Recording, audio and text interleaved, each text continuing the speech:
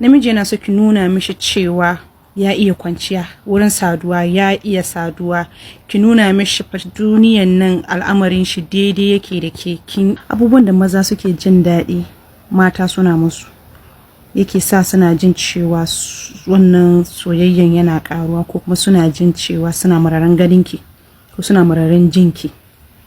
Na farko, namiji yana son appreciation, ya san cewa kina da godiyan Allah, duk abin da ya kawo miki kina nuna jin daɗin ki, kina farin ciki da dukkan wani abin da zai kawo miki, no matter how kashin shi, no matter how yawan shi, no matter harmonin shi, ba za ki kushe abun ba. Yana jin daɗi ki nuna mishi cewa yana bajintan da yake yi, kina jin daɗin shi, no matter how with the little he has, kina jin daɗin, kina showing appreciation, kina appreciating wannan abin da yake miki.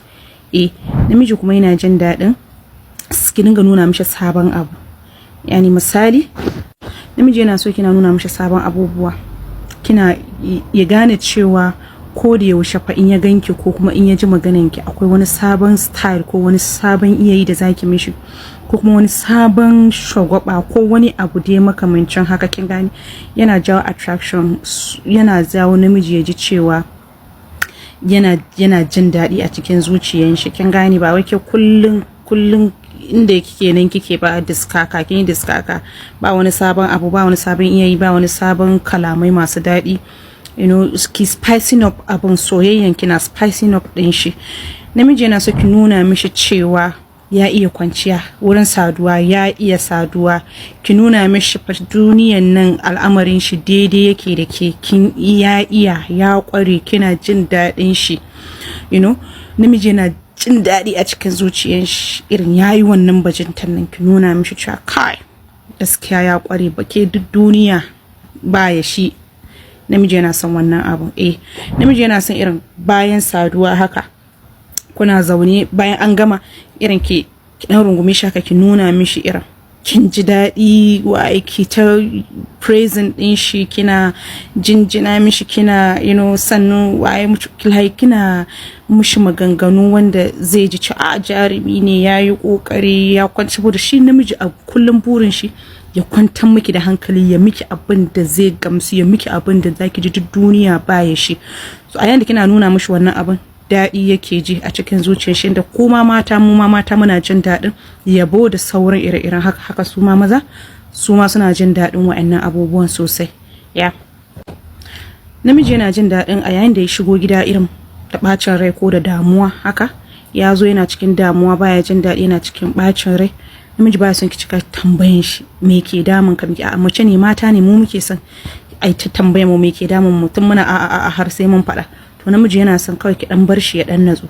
So wani abun kuma da yake so ki mishi bayan ki bar shi ya dan natsu, ya dawo gida ya ga gida akwai kamshi, an gyara gida na kanshi, jikinki yana kanshi, kina yawan kamshi, kina yawan tsafta.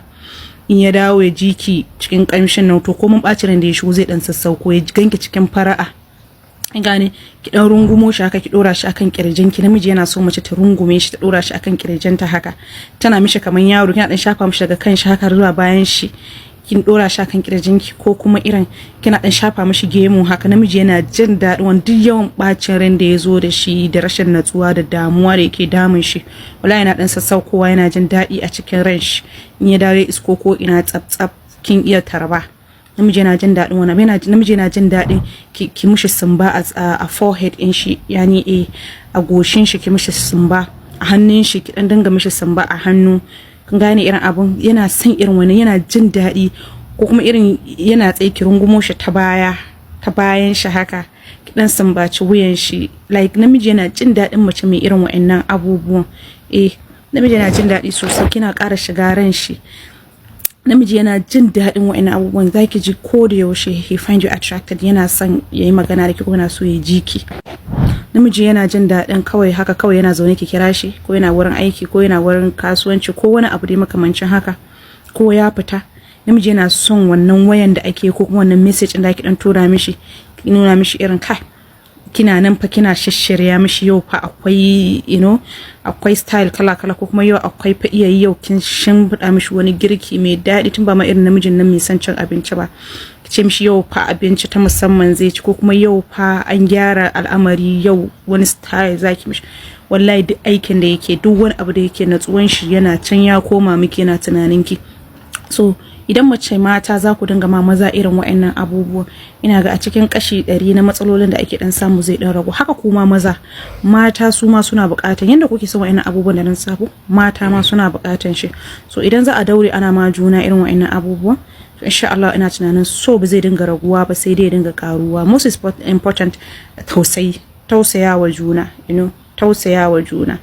Idan namiji bai da shi ko ya shiga jarabta a yi haƙuri a rungume shi hannu biyu. Idan mace ta samu canjin halittanta ya lalace ko wani abu makamanci ta shiga jarabta a rungume ta hannu biyu a kamba mata a girmama juna.